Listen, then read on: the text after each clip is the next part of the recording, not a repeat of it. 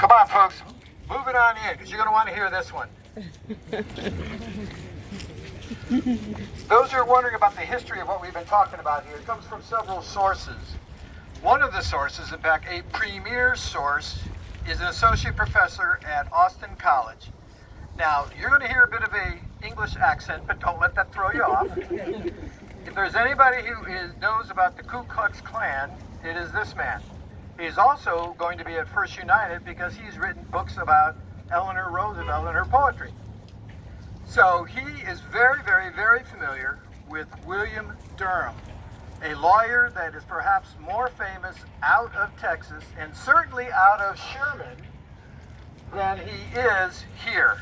So with that, please let me introduce here Dr. Felix Harcourt.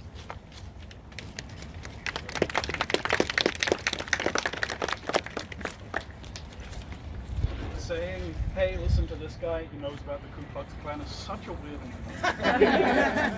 It's accurate, but it's weird. Closer. So I'm glad that I get a chance to talk about things that aren't just... Can't hear you. Closer. Get closer. I'm glad we get to think about not just the darkness involved in all of this history, but also in some of the hope that comes out of it as well. William J. Durham was born in 1896 in Sulphur Springs. By 1930, he lived here, 314 East Brocken. He was also, by 1930, one of just 20 practicing black lawyers in the entire state of Texas. All right, Lola, shuffle in. Try not to... Get more people up there. Yeah, so people can get on this side. Stand up on the steps. Get up on the steps.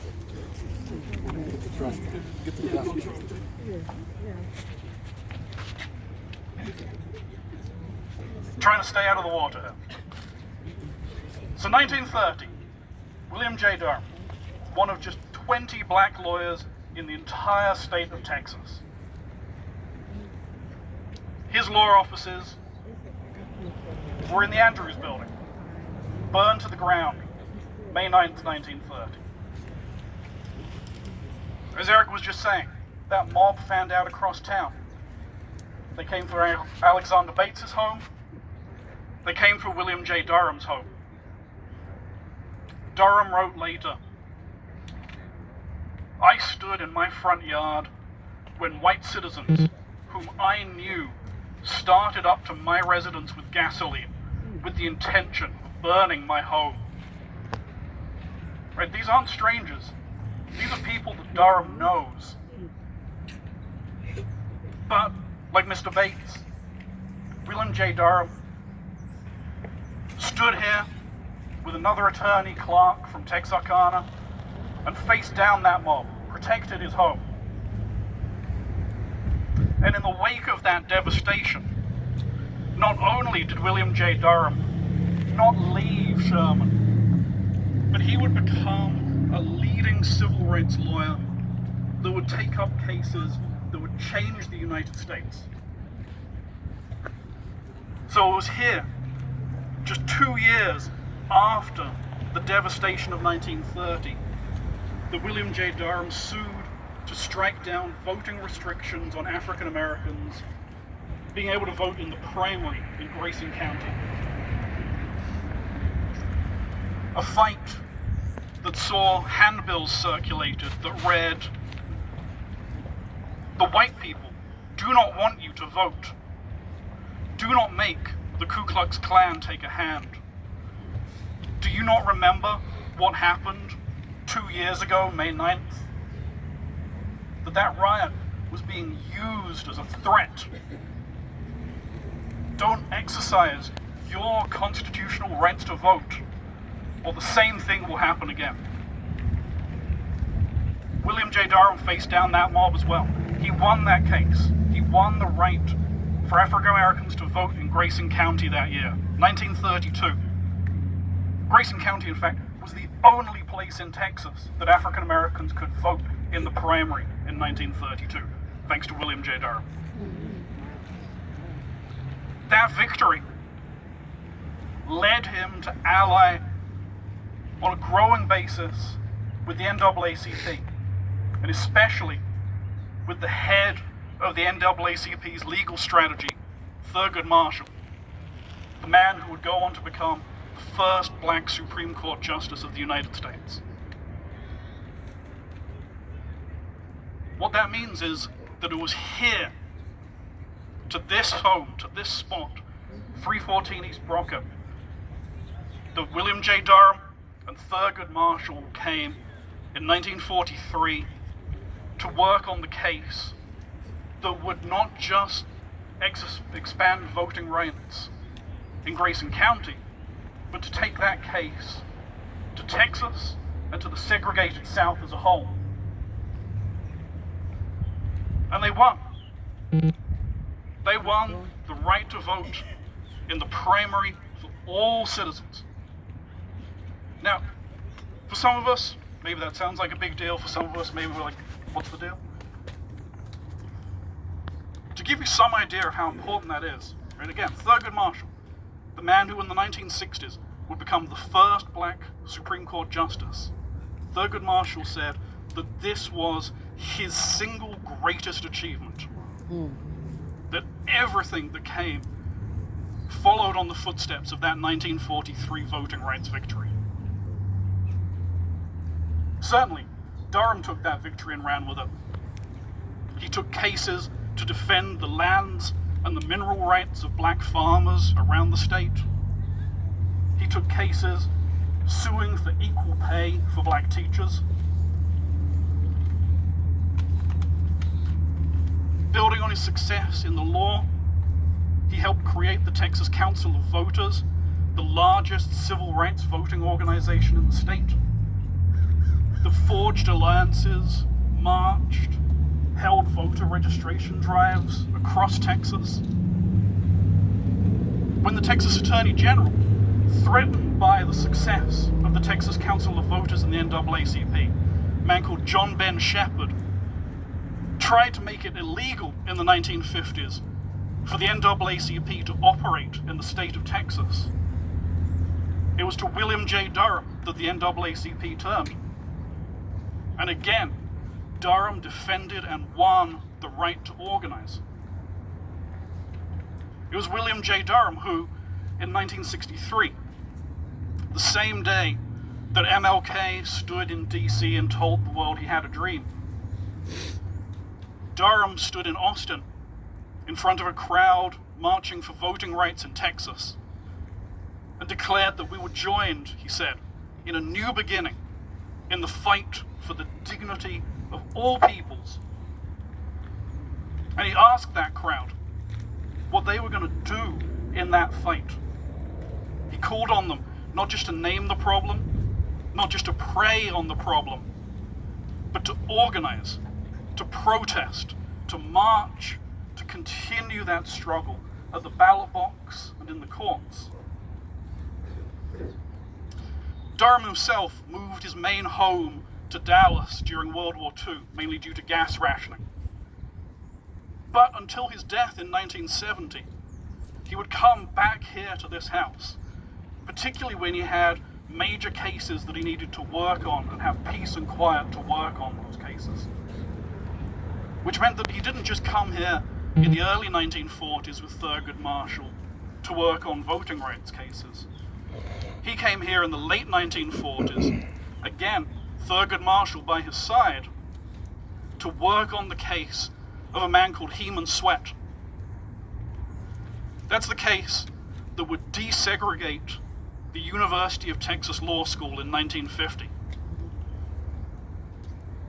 For those of us who don't know about Sweat v. Painter, that's not only a huge deal in terms of desegregating UT law, that is one of just 3 cases that the US Supreme Court pointed to as precedent when they ruled in Brown v. Board in 1954 that not only is segregated public education fundamentally unconstitutional, but that segregation more broadly is fundamentally a violation of an individual's 14th Amendment rights. So just take that in for a second. Brown v. Board marked the beginning of the end of legal segregation in the United States. And one of the beginnings of Brown v. Board was in this house with William J. Durham and Thurgood Marshall.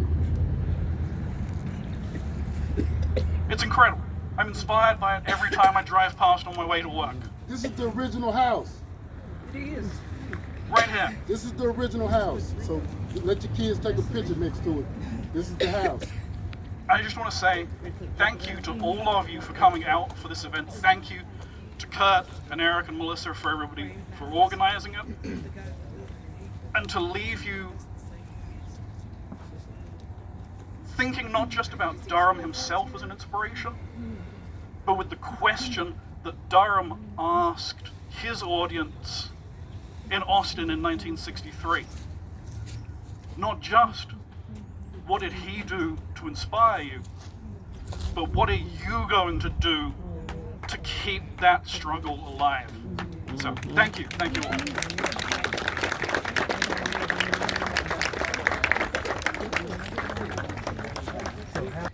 And before he was a medical doctor, he was the educator and a principal at the Fred Douglass School. Fred Douglass was one of the 3 first schools in Sherman, the first black school, just about 3 blocks up that way. It is 1 block west of the current Fred Douglass School. So he was the educator and the principal there. He left in 1880 to go study medicine at the Meharry Medical College up in Nashville, Tennessee.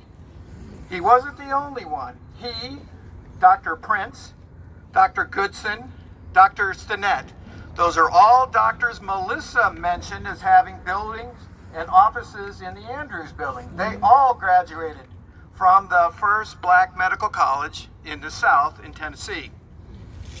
Dr. Porter came back to Sherman in about 1893 and then opened his medical practice, to which he stayed here for 41 years.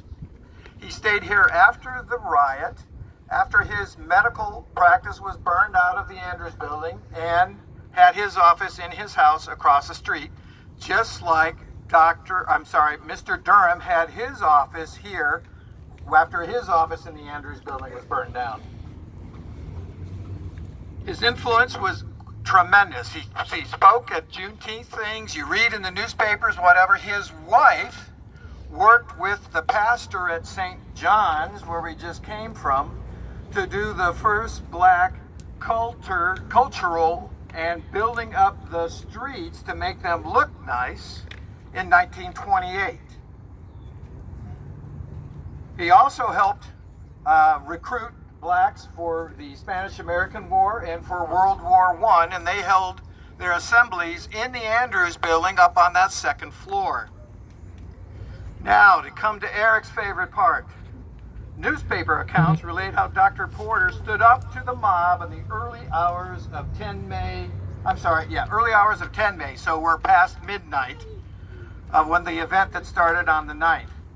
They state, and I quote, "A respected black doctor sat on his porch, shotgun in hand, ready to shoot the first looter or arsonist who violated his property. Later identified as Dr. Porter, the mob kept moving down the street, and the next day, Dr. Porter was the only black out of 66 individuals arrested of the incidents relating to the Sherman riot. He was arrested for the possession of an unregistered firearm. The charges were later dropped. Dr. Porter remained in Sherman, taking care of his patients until he died 4 years later." So there's a thing going around here with this picture. If you look now directly across the street, right where the vans are parked, that is the site of our next individual, Mr. Solomon Sophie. Mr. Solomon Sophie, you can see from the picture, is a white man. He was born in 1865, so right by the end of our Civil War. Born in 1865 in Elmina, Lebanon. At that time, Lebanon was part of the Greater Syrian Empire, which then got taken over by the Ottoman Empire from the country of Turkey. If you think about it, that country was Islamic at that time. Solomon's Sophie and his family converted to Christianity because of American missionaries that were there. Unfortunately, there were militias in Lebanon who then started to kill non-Muslims in the neighborhoods.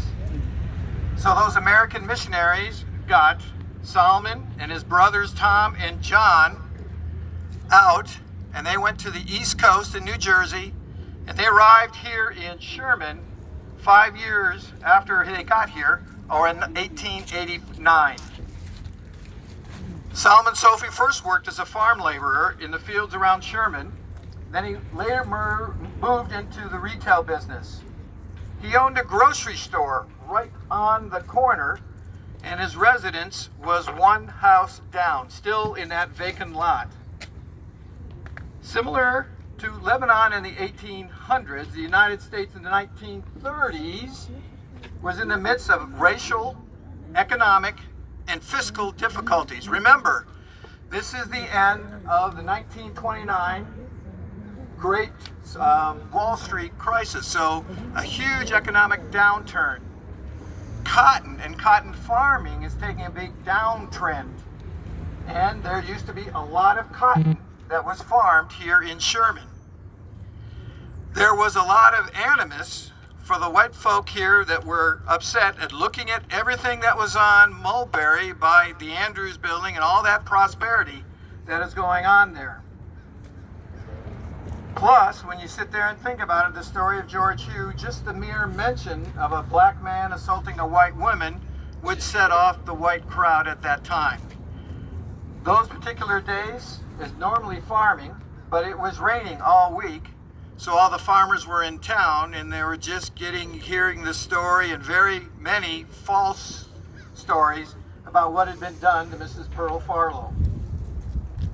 Well, Solomon could have joined the riot. He was a white man, he was here, but what the newspaper articles say is men, talking to the rioting mob coming down the street, men, please stop. Do not burn these houses. I own them. You know how bad the times are. If you burn them, I'll be out of money and you'll be hurting my family. So the mob passed on. There are no records in any tax records that we have looked at of Mr. Solomon Sophie owning property prior to 1934. So he was doing this to stop an injustice that I am sure he remembered what his teenage years were back in Lebanon. As the final irony,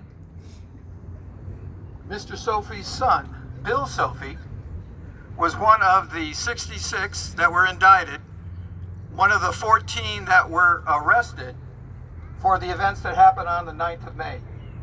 He did not go to trial and he was not found guilty. But as a 17-year-old, he got involved in that, and I can imagine there were some discussions over that dinner table with his dad. Okay, with that, I'll turn the bullhorn back over to Eric, and we're going to go to the Payne Chapel Church right down there where you can see the steeple. Well, I have to go over the history. She had actually prayed with us here last year. You're pretty good. This church is very significant as well. Yeah, very well, Eric. And after we leave this spot, we'll have two, on the way back, we have 2 more songs going, and we're going to get rid, and we'll do a brief closeout, and we'll be done with the day. I know some people's feet are hurting. It's really when you go sit down later on and then try to get back up, especially the older people. Yeah, feet. I am speaking for myself.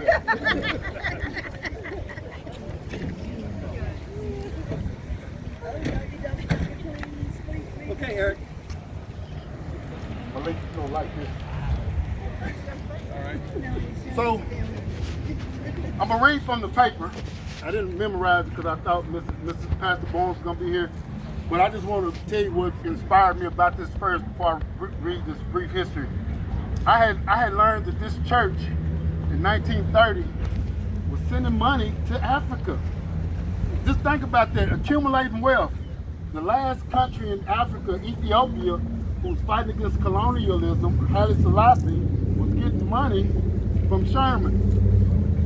So not only was they doing good here, they was doing good there.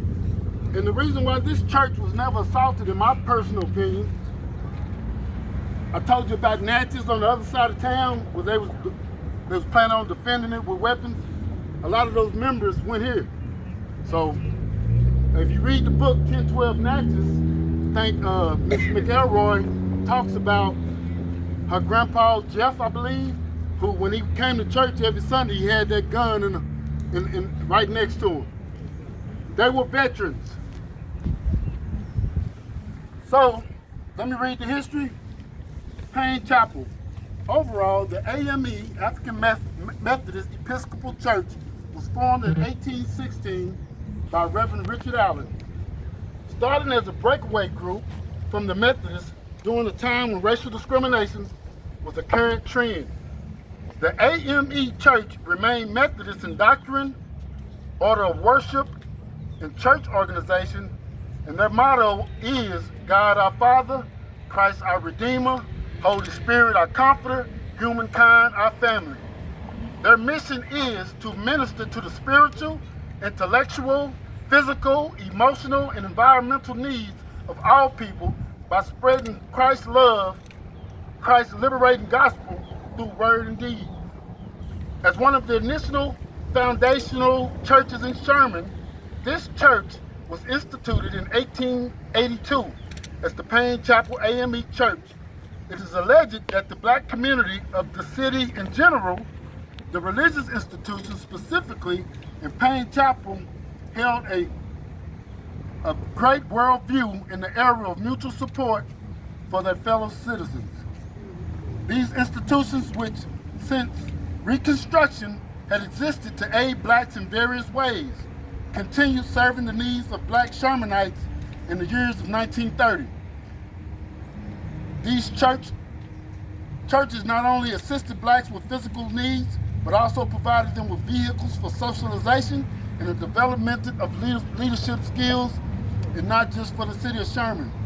It is recorded that Payne Chapel collected and donated in early 1930 a charitable gift to new Ethiopian Emperor Haile Selassie as an attempt to modernize the country through a series of political and social reforms, including the indoctrination of his first written constitution that mandated the abolition of slavery. For whatever reasons, this church was not directly threatened in May 9th, but its ability to take from the past and desire to build a better future makes them the perfect representation of the Sankofa concept. Take that with you tonight. So, generally we would have had a prayer here. We'll hold our last prayer as we close out. And we'll, if nobody has anything to say, we'll go ahead and conclude on our journey back. And yeah, I think that's it.